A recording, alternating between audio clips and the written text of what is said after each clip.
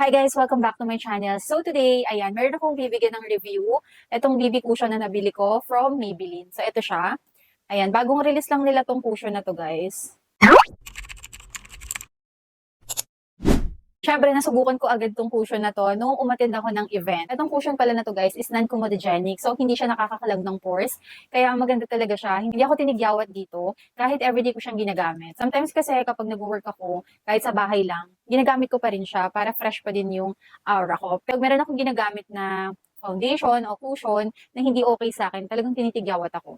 And ilang hours kami sa event, hindi talaga ako nahulas. Kaya naman talagang nagustuhan ko tong BB cushion ng Maybelline. So, pakita ko sa inyo kung gaano siya kaganda. Ilalagay ko siya sa face ko.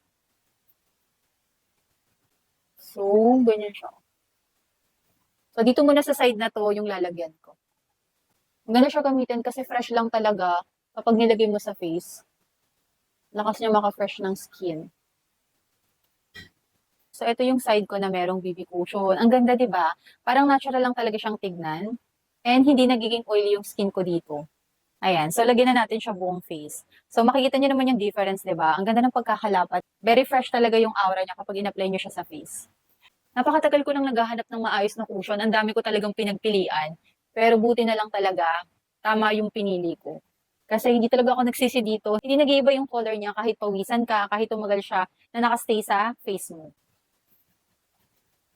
Ayan, super fresh lang talaga, di ba? Ganyan siya malapitan. Super ganda ng lapat niya and parang wala akong nilagay sa face ko. Super lightweight niya talaga. Okay, magbablush lang ako para naman magmukha tayong tao. Super light lang ng blush na nilagay. So, ako natural looking lang talaga.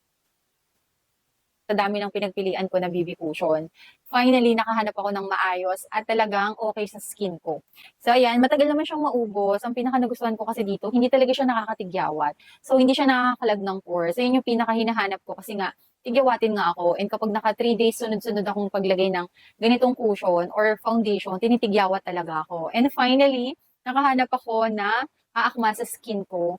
Kaya kahit everyday ko itong ginagamit, hindi ako nag-worry kasi nga hindi siya nakakatigyawat. O, yan yung face ko guys, malapitan. So, yun lang guys. Thank you so much for watching. Maikli lang naman tong video na ginawa ko kasi gusto ko lang talaga siya bigyan ng review para kung may mga naghahanap dyan ng review about dito sa product na to. Ayan, baka isa to sa mga mapanood ninyo. Worth itong product na to kasi maganda talaga siya, lalo na kung acne prone skin ka. Katulad ko, talagang tigyawatin ako kapag hindi okay yung product sa akin at kapag hindi siya non-comedogenic, talagang tinitigyawat ako. Buti na lang talaga naglabas si Maybelline ng ganitong product. So yun lang guys, thank you so much for watching. Don't forget to subscribe, like, and hit the bell button para lagi kang updated sa lahat ng bago kong video.